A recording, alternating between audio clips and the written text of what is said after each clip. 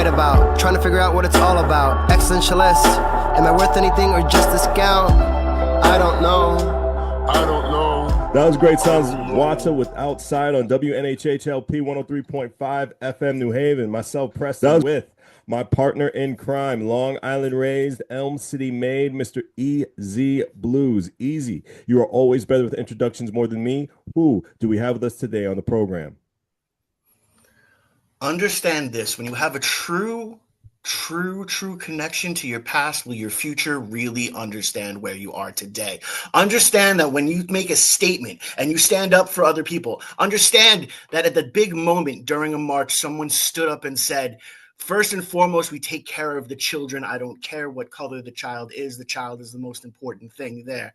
Understand that that is the caliber of human being we stand with today. Today, I want you to truly understand what it's like to put yourself past the now, holding on with the generations before, standing on their shoulders and moving forward. So for that and that alone, I want you to put your hands together. Not if you're driving. If you're driving, please keep your hands at 10 and 2 because we don't need any accidents. But mentally, I want you to put your hands together for the fantastic, the amazing, the supercalifragilisticexpialidocious. Yeah. Allah Ochumare is in the building with us today.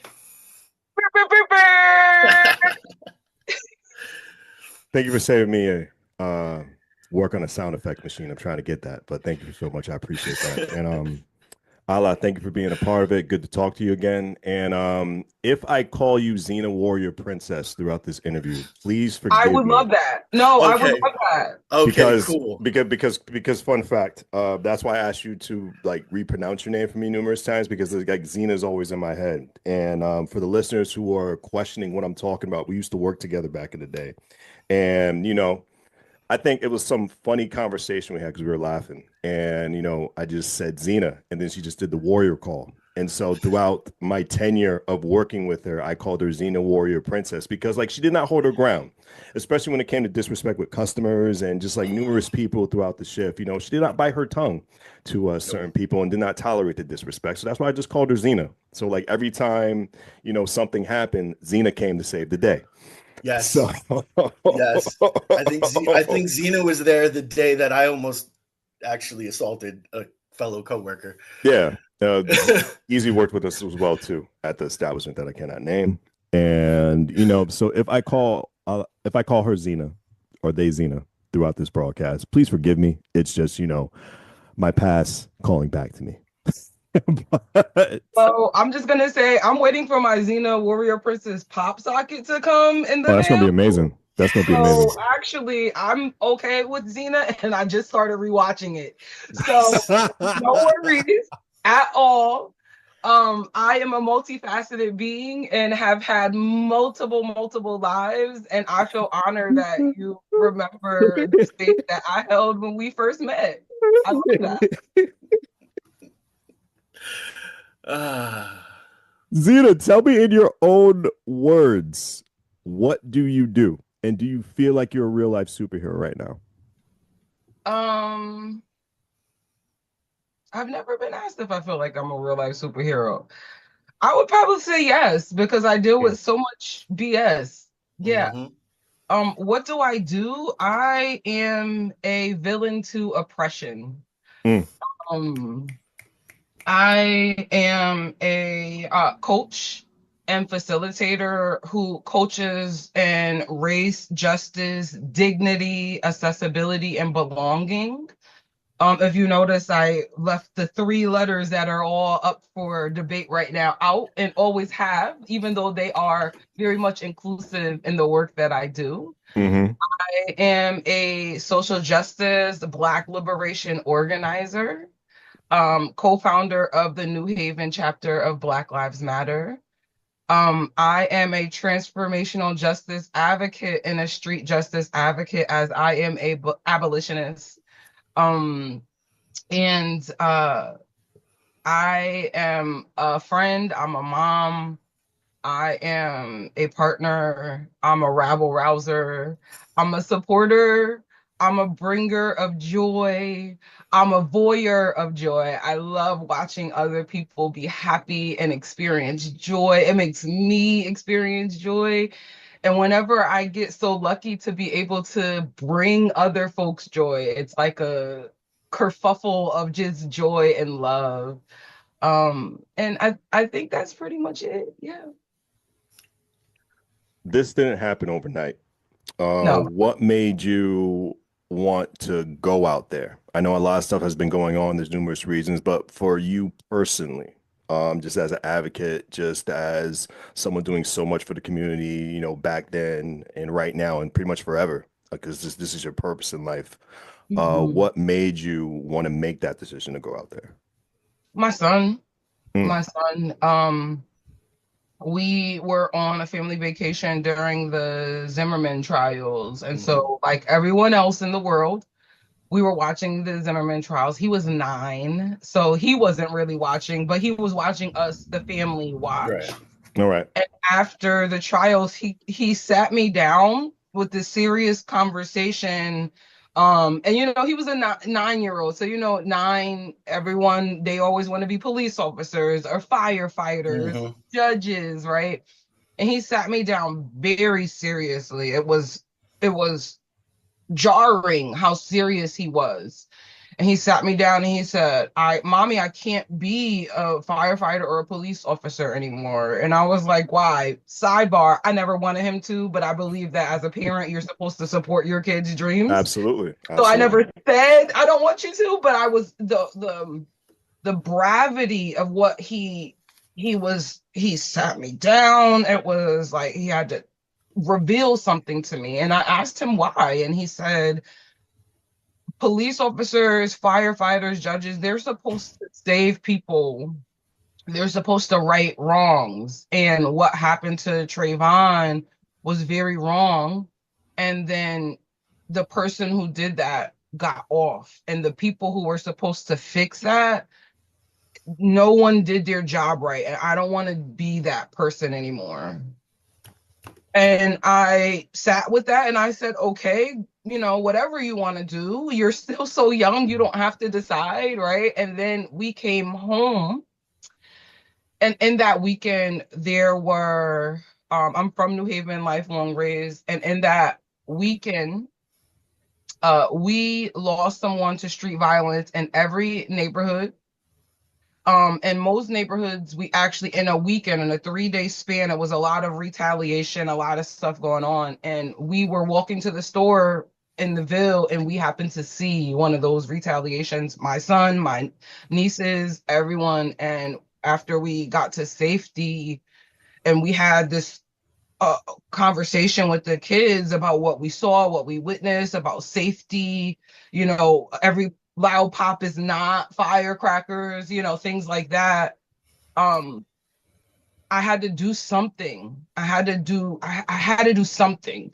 Not only was my son affected by government and the lack of just care at the level of that, but we come home and then that same care, lack of care, is also being displayed in our communities and neighborhoods. And most of this is a direct result of what's happening at the legislative and government level. And I needed I didn't want to blame our communities because I knew that what our behaviors were some of the result, and some of it I just didn't understand. And so I went on a hunt because I Mhm. thought Black Lives Matter must, by that time it was 2015. I was like, Black Lives Matter must be in Connecticut. This is Connecticut, right? Like we have everything.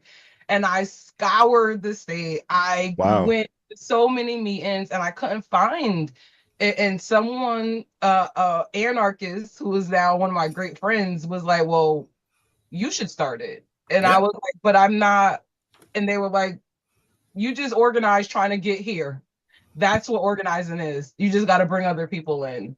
Mm, And I reached out to my best friend, who I jokingly used to make fun of and tell her she was going to be like the next mayor because she went to like all the community meetings and she went to all their meetings, and she wasn't organizing. She just was she would get on the bus and go downtown and walk around on the green and talk to houseless folks, talk to people at the bus station, at the bus depots, and like just get on the bus. And so I knew that if I was going to connect with anyone, that it would be her, my best friend's son.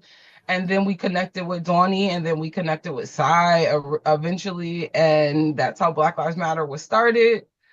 I also was homeless at that time. And so I went on a 2 and 3 year training expedition where I traveled around the Northeast and Southeast, and went to every fellowship, every program that I can get into. And because I was houseless and unemployed, I was able to go into all those programs at a scholarship level.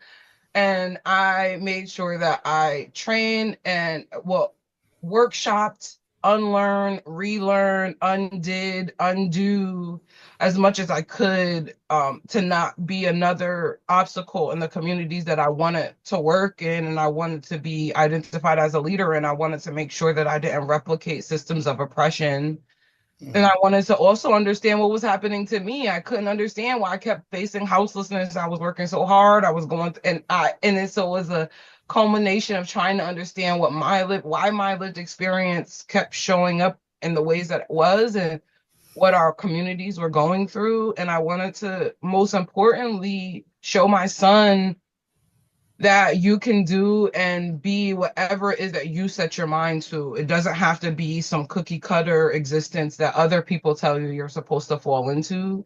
Real liberation is you identifying success, you getting to what your success is, and not stepping on, squashing, or harming people along the way.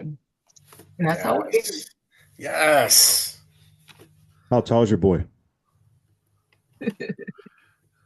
How old is he? How tall? Oh, And how tall. old? He is about 6'1" now, and he just turned 21 in April. April 28th, he turned 21. Yeah, time Yeah, flies ridiculous. Like, my two younger, like my oldest is about to graduate high school, and my two younger ones are in their sophomore year. Yeah. Little things. Yeah, tiny things that came in and said hello and were very polite. Yeah, they're huge. They're not as polite, and they smell a lot worse than they did before. That's. I just look. If people were just honest about parenting, they'd be like, look, when they hit about 15, there's going to be a smell, and It's gonna be a smell, and you're just gonna look at them like this, right? so much. For real. Oh, and shake your head, just like so much. So it's just awesome to hear the full story and to understand, your son's impact in your story. And I love relatable things, and I remember coming from the big march that we did here in New Haven. That was one of my youngest finally looked at me and was like, "Hey, I don't want to be a police officer anymore because they're not supposed to do that." And to watch the heartbreak and the understanding of that aspect, and to have a child who is not on the front line aspect, because to sit there and have the empathy to understand, what's actually going down, and to see what's going down. And I remember when they had to leave because it was getting late and they were still young.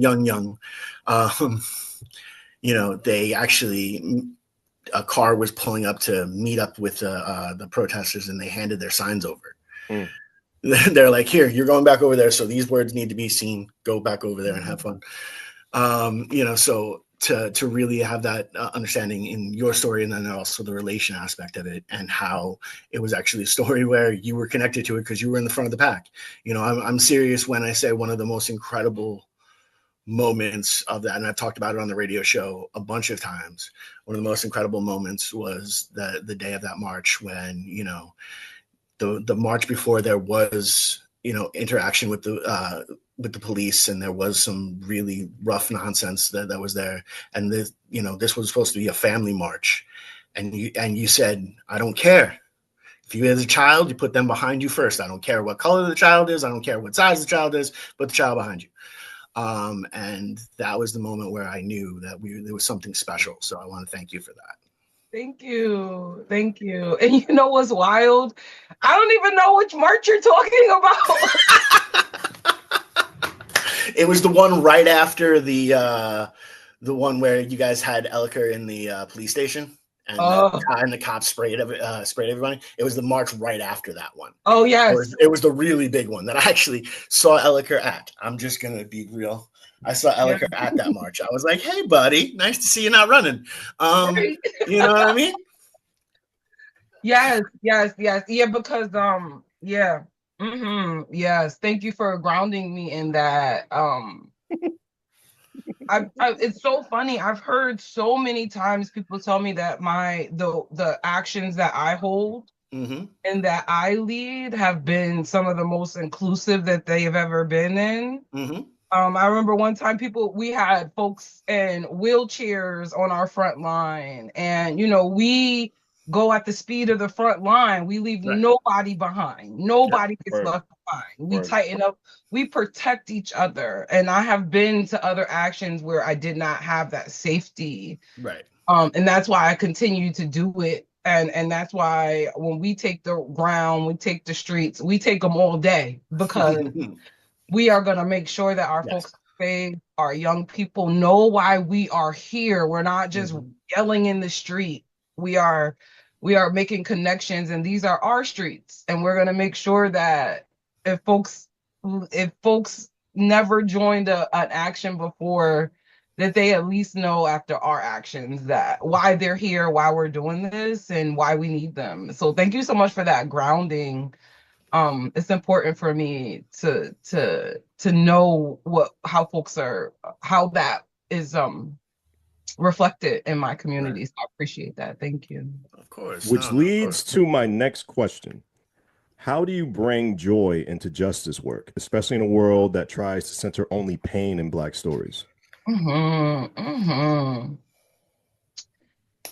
bring joy because I'm a living personification of joy. You can't have the revolution without joy. Love is in the middle of the revolution.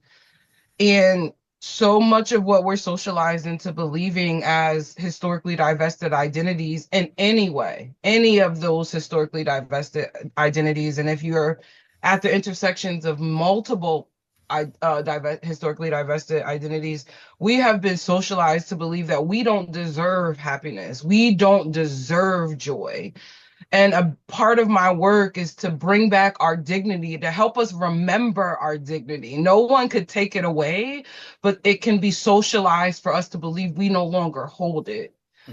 And you need joy to fuel the fire that is indeed needed for revolution.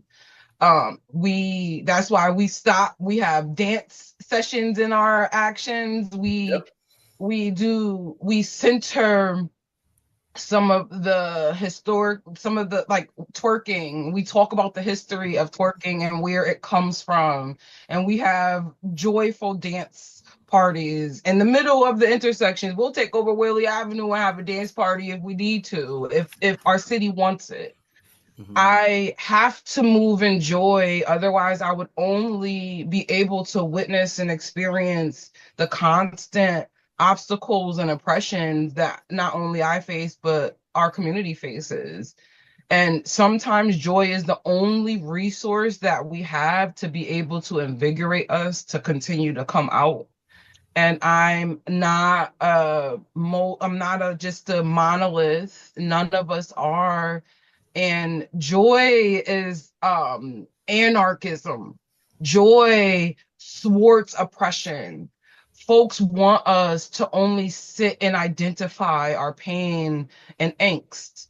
And whenever we make a list, you have to make a list about what's good about you and what's bad about you. Most people that bad list is like pages long, and we got 3 things on our what's good about us list. And the personification of that is joy. And I think we deserve it. And we honor our ancestors, and we honor the people whose shoulders we stand on. And we take a second and experience joy and make sure that we do anything in our power to extend it out. on WNHHLP 103.5 FM New Haven, myself, Preston, and Long Island Raised, Elm City made, Mr. EZ BlueZ. I'm with Xena Warrior Princess right now. You describe yourself as pro nap. Can you break down what rest and restoration mean to your politics?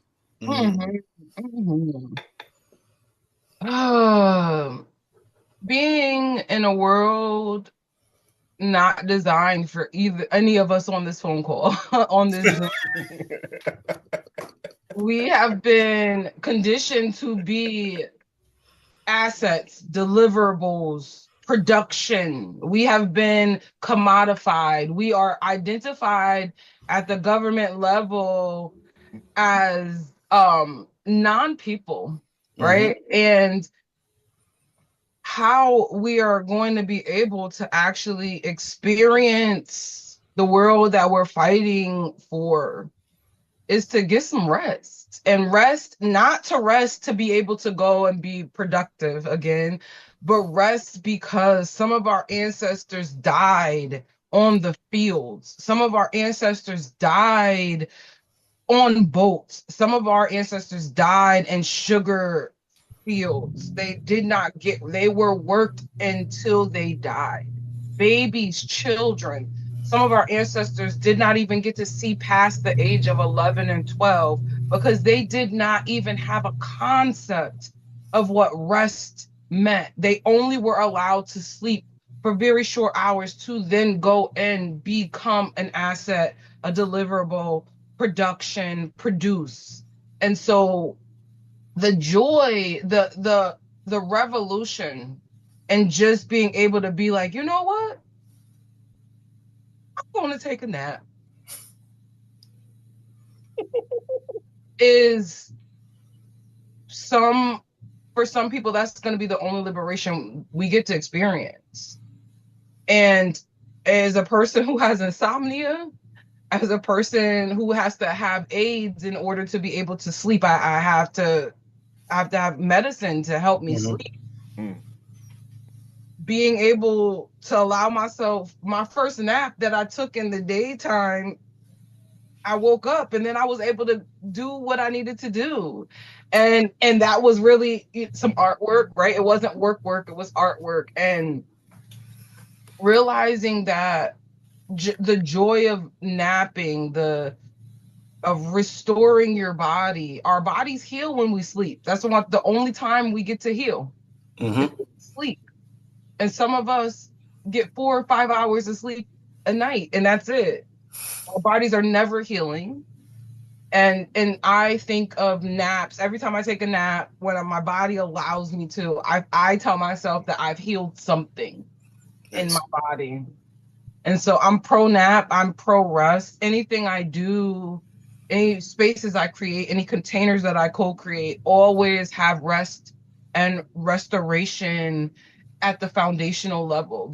We cannot overthrow systems of oppression that have been working and working for years and hundreds of years if we're not in our best. And the only way we can heal is by sleeping. And sometimes the only power we have is to take a nap. And so I'm very pro nap. And I probably push naps on other people more than I can get myself, but I'm working on it. That's awesome. What does decolonization mean to you beyond the buzzword? And how do you live it out day to day? I had to break it out because I was slurring my words. I love that. Thank you for asking me that question. No. Decolonization means to me my entry into the cycle of liberation. A lot of the work that I do, if anyone comes to my workshops, any of my coaching tracks, we talk a lot about socialization, our socialization into fear, isolation, systems, right, that replicate. And we decide at some point in that system, we decide to either continue that system or exit out into the system of liberation. And for me, decolonization looks like if I send you an email and it has a I that's not capitalized, I am no longer going to freak out and Yes. have a conniption and go into an anxiety attack. Yes. If I, lover of words, lover of dictionaries, I love language, right? And I've also know that this is not my mother's tongue. This is not my mouth. Every usage of the English language is a smack in the face of what I am, what my mother's tongue is. And so I no longer have an adoration of the written word, so much so that if there are grammar mistakes or things like that, I'm not going to hold someone else or believe that they are less than who they are or who I need to believe that they are because they make some grammar mistakes. I also am not going to subscribe to the beliefs that the closer we get to what whiteness is or what whiteness tells us is successful, most of the time that actually goes directly against what culturally and historically ancestrally is in our bodies. And so I'm not going to center the tools that were used to oppress, to snatch my mother's tongue, to take me and my family and my communities from our motherlands. I'm not going to center that as what is the most right or the best or the greatest. I'm also going to in decolonization, I look at the way we connect as with each other. We have been socialized into isolation, into independence, and humans are the only living entity that if we do not have other humans with us as a baby, we are destined to perish. And so what colonization and colloquialisms have taught us is that these invisible bootstraps that no white man has ever pulled himself up. If you ever have bootstraps and you try to pull yourself up by your bootstraps, literally, it's impossible. You can't do it. You fall down. You fall down on your face, on your face. And so the undoing of those behaviors and those beliefs, not holding my community and the people who, whether I like you or not, you deserve to live, you deserve to have a house, you deserve to eat, you deserve to have joy, whether you're a racist or not, right? And decolonization helps me understand that those colloquialisms that we have been taught and trained into are actually what is eviscerating humanity, what is ruining the planet, right? We remove the humanity from people when we were colonized. When we colonize other people's lands, we remove the humanity from them. There's 10 things that you have to do to colonize a land. Assimilate, you have to eviscerate, right? You have to discriminate, right? All the 8s. You have to basically eviscerate a land in order to capitalize, to have imperialism, all the things that we're socially conditioned to believe that is good, right?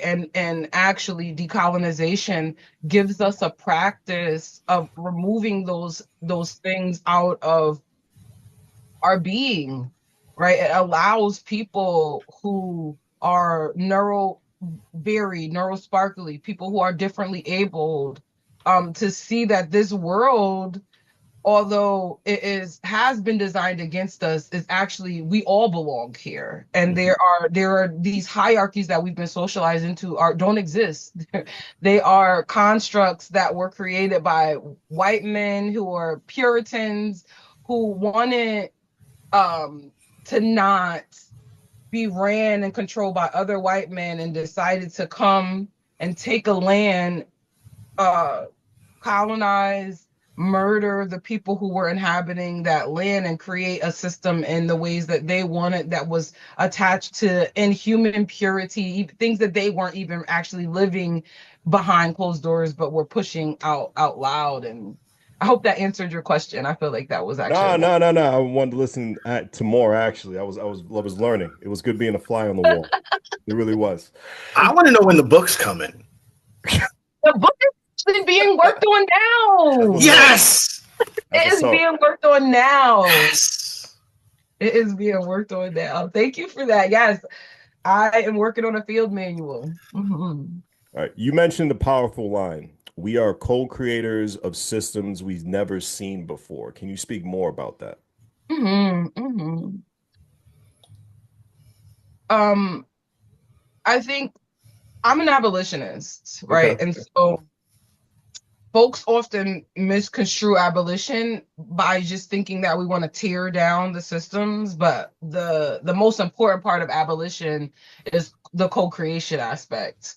But again, oppression is only going to use the buzzwords, right, and to push us away from the to understanding what these tracks of freedom and liberation could possibly be. And so, in order to undo the medical industrial complex, the prison industrial complex, the education industrial complex, right? Something else has to exist. There are people, yes, who are in the prison industrial complex who don't deserve to be there. But there are people who need to find different ways of being and need support out of some of the ways that they enact. Some of the community harms that folks act out are not due to lack of resources, right? They're due to something else. And so the containers that exist currently do not help these folks.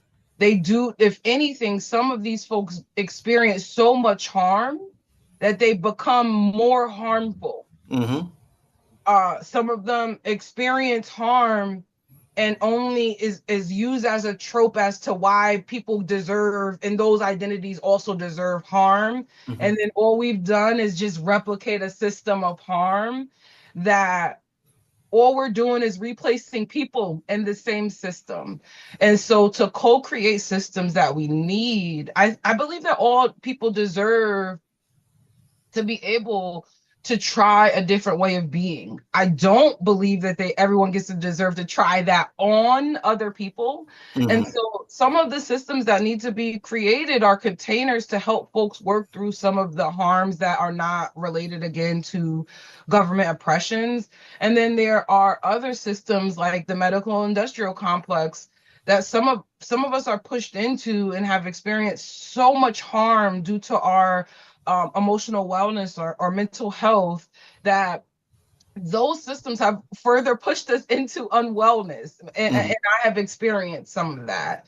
And so to co-create the systems that we need, that is the world we need. None of these containers would ever happen by themselves. We need multiple people who have experienced the systems that have not helped them to be the creators, the co-creators of what we really need. And unfortunately, we don't see that in mass, but there are multiple containers that exist now that can be replicated once folks continue to enter into them. And my goal is to create multiple containers that hold multiple pathways for people to exit and enter into, right? I believe that, I may have there's a couple containers I do around transformational justice and street justice. And some folks really think that they still need policing. And so I want them to be in the container. However, if they want to continue to replicate carceral systems in that container, they're going to have to exit out. Right. However, hopefully, the work in the container is going to be done and is being done so that whenever they're ready to enter back in, there's a pathway for them to enter into. That we never want to throw people away. We want people to practice their autonomy. We want people to be able to actually practice autonomy in a way that does not harm or replicate systems of oppression. Like Audre Lorde says, the master's tools will not undo the master's house. We might have to break some of them tools up. We might have to take a hammer and break that thing apart, that ship apart, and take the metal and pour it down and reallocate it and reform it. But that same tool, we can use the resources that the tool will be made of, right? Possibly. And sometimes we won't. Sometimes we'll just have to put it down and let it go and create the ways of being that we want. And we do it a lot more often than we think we do. And this container alone, we have practiced revolution, we've practiced transformation, we've practiced creating systems that oppression tells us can't exist and won't exist. You participated in fellowships and learning cohorts outside traditional academia. What have those spaces taught you? Those spaces taught me that I'm a leader and I don't need somebody's bachelor's degree or master's degree to tell me that I am an expert in the areas that I am an expert in. I have also learned ways to reach that joy that we were talking about earlier, to reach liberation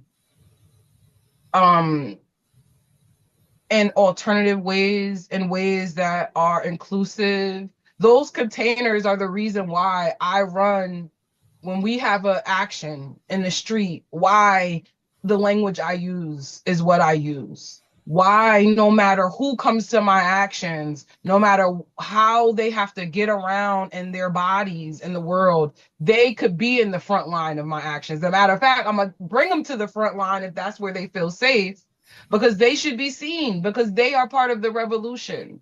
They also are going to experience liberation.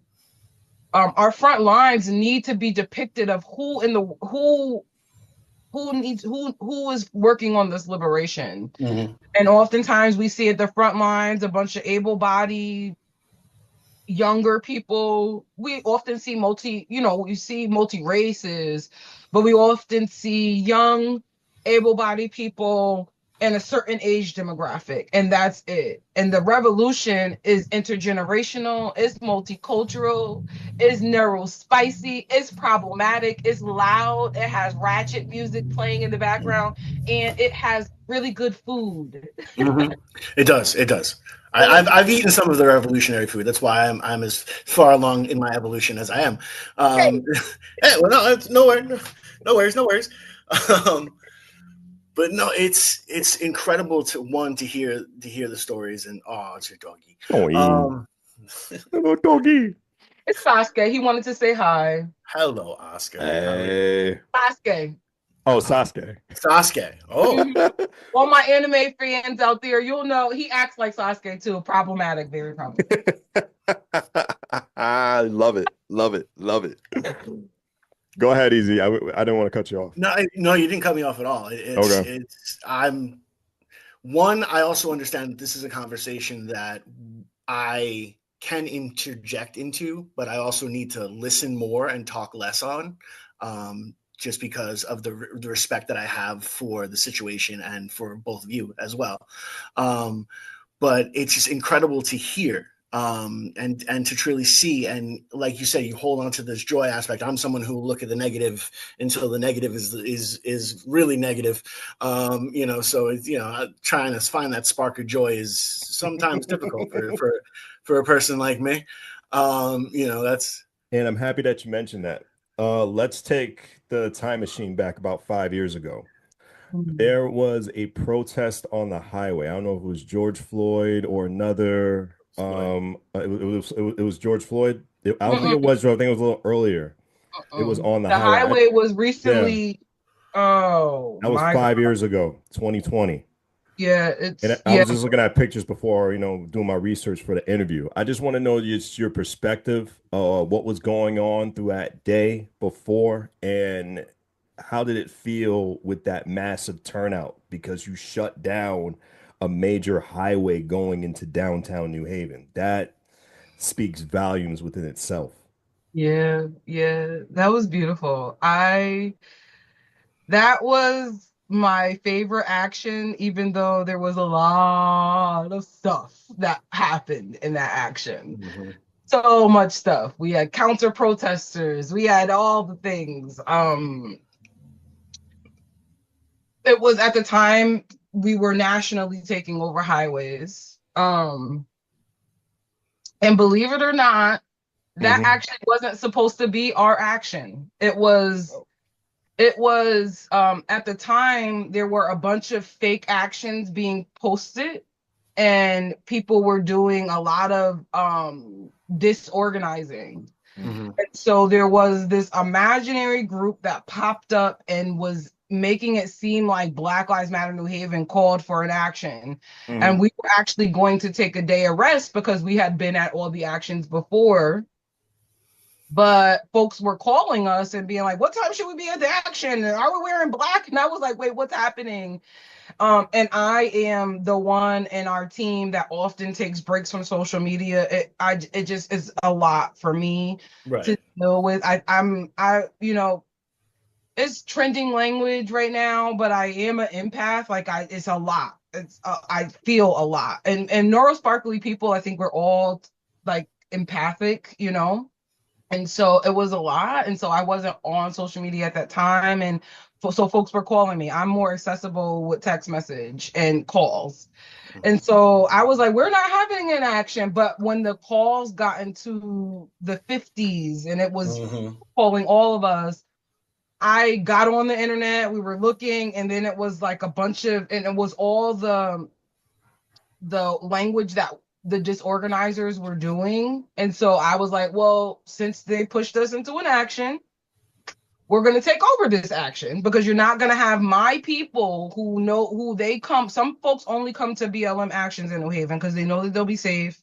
They know Mm-hmm. that the kids can come, Mm-hmm. know that they will be safe. Right. I run up and down the whole street, making sure that there are no holes, nothing. And so I knew it was too far gone for us to not take over the action. So we took it over. Mm. And we took over all of downtown. And I often ask the collective when we're out, what do y'all want to do? Where do we want to go collectively? And y'all said we're going on the highway. So I said, okay, we're going on the highway. And we took over the highway, and not only did we take it over, we sat on that thing. We were there for hours. We made sure we blocked it up both sides. And it was important because one of the challenges of working and doing this work in Connecticut is that we often see things happening in other states, want to replicate them, but don't recognize the full extent of the work that happens before we get to the big thing. Mm-hmm.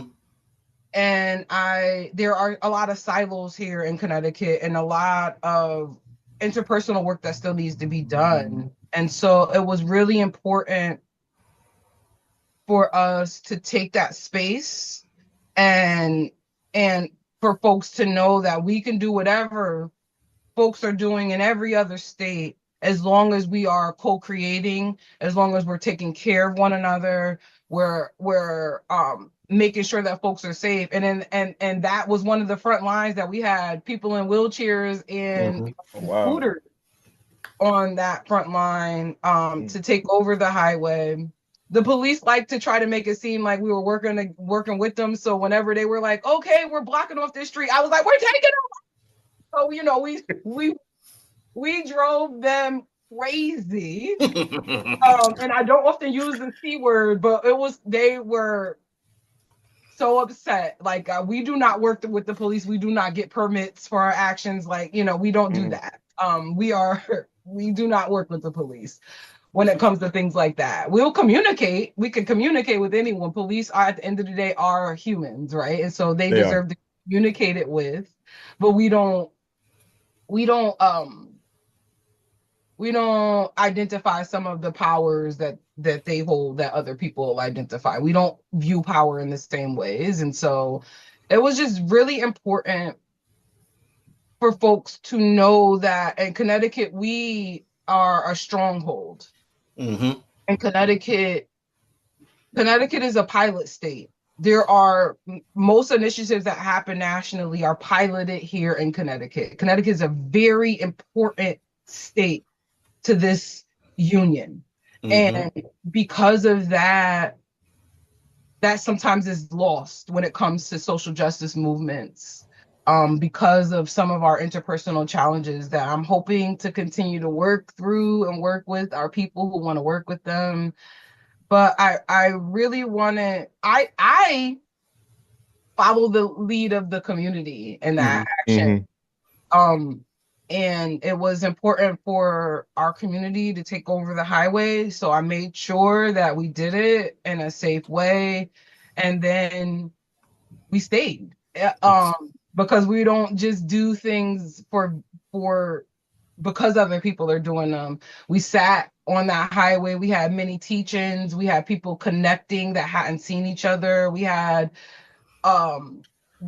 children singing. Little kids were going around telling people why we were here. On WNHHLP 103.5 FM New Haven, myself, Preston, and my partner in crime, Long Island Rays, Elm City, Maine, Mr. EZ BlueZ. Zena, continue. I apologize. No, don't apologize. Woo, woo, woo, woo. It was just really important for Connecticut itself as a whole to see that we can do these things and we can do them safe.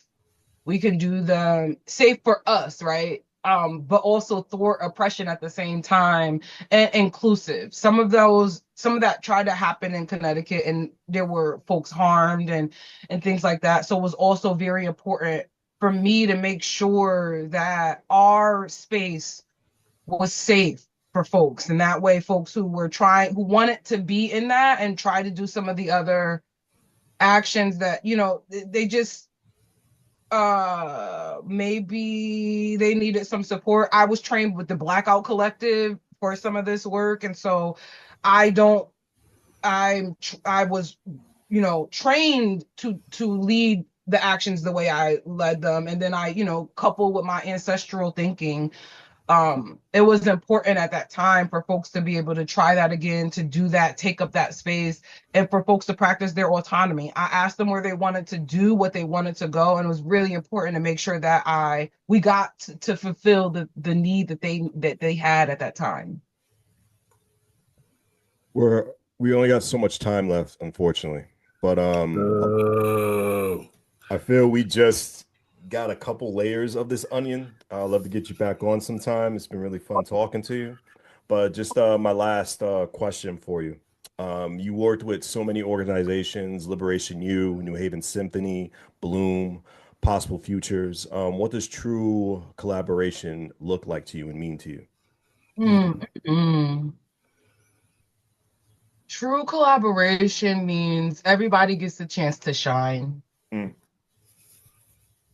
And that means like some folks want to shine out loud in the pictures and some folks want to shine behind the computer creating the scripts, right?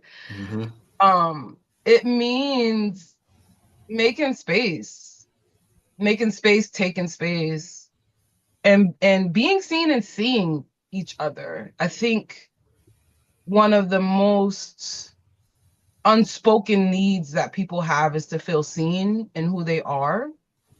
And folks are saying that, right? But like folks, not everyone, right? And some folks feel like that would be a weakness to name that. And true collaboration means seeing the co-creator that you're co-creating with and allowing folks to practice their dignity, practice what they're great at, practice what they're not great at, and make art, to make space, to take space, because we are socially conditioned to not take space. And co-creation and working with folks and partnerships like Possible Futures and Bloom. Alicia at Bloom has supported me in every endeavor. Lauren at Possible Futures supports me at every endeavor. Sometimes when I have nothing and I'm like, I want to do this thing, they have supported me found money for me, created space for me, let me come and sit in their establishments, do my work. And so partnership and co-creation is making sure that we have transformational transactions. I think that all relationships should be transactional, but they should be transformationally transactional, meaning that what I give you, I don't expect you to give me the same things, but I expect you to give me something that is your gift, right? And we have transformation when we do that. And so co-creation and partnership for me is transformational transactions. Yeah. Speaking of something, this is the closing out. So this final time is going to be dedicated to you. What's something you're currently dreaming into existence, whether personal or collective? And my second part of this, for listeners who want to live more aligned with the liberation and joy, where do they begin? Socials, events, please plug yourself. This time is yours. Go right ahead. So my website, liberationu.com, is a good space to get in contact with me. Reach out to me, email me at liberation.abar@gmail if you want to get in touch with me. I am going to be releasing some community workshops that are deeply discounted for folks to make sure that you get into the space if it is important for you to be into the space. I am my own boss, so I do have to make an income. I won't actually be making an income. What we'll be making, the money will be providing the food and snacks for our workshops and giving money to the spaces that gifted us the spaces to have our workshops. This summer, we are working in decolonization, conflict, and transformative transformative relations. Please email me if that's something that you would want to get into. We have not yet updated the website yet. That the new website updates will be coming in the next couple of weeks. Because when I say we, I mean me. I am the we. I am partnering, doing this amazing community conversations with New Haven Symphony Orchestra. Please check out New Haven Symphony Orchestra's website. We will be marketing those conversations very soon. We are going to be planning, using those conversations, we're going to be planning a huge event with the Symphony Orchestra that centers the Black historical musicians of our heyday, of our ancestry in like the 1800s and stuff. Work. Check us out on Black Lives Matter New Haven website if you want to follow us on our website. If you are on social media and you do those things, you can follow us, Black Lives Matter New Haven, on Instagram, Facebook. If you want to follow me directly on IG, you can follow me. My name is La Petite Morte, which means orgasm in French, because I am a literal orgasm. All the things. Yeah. And I am around. You can find me. I'm in New Haven. Email me. My text messages, my phone numbers are available at my email. When you email me, you will get the response. Let me know what you want to work with. I am always down to come into your community and curate whatever you need. And I will be back to share more very soon. We appreciate you. Thank you. Thank you very much. Easy. Any closing arguments before I end the broadcast? No, this has been awesome, and I can't wait for the next one. I just think people will. This is going to be something that people need to listen to 3 or 4 times. So I hope that they go back and they listen and really take the amazing nuggets of wisdom that was given and get to percolate their next evolution. Thank you. I appreciate that. Y'all are awesome. Thank you for having me. As usual, you both are amazing. Thank you. I love our communication. Just a penguin.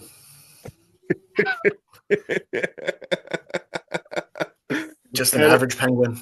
And on that note, thank you so much, Xena Warrior Princess on WNHH LP 103.5 FM New Haven. My name is Preston, and the one and only Long Island Raised, Elm City made, Mr. EZ Blues. Thank you, everybody.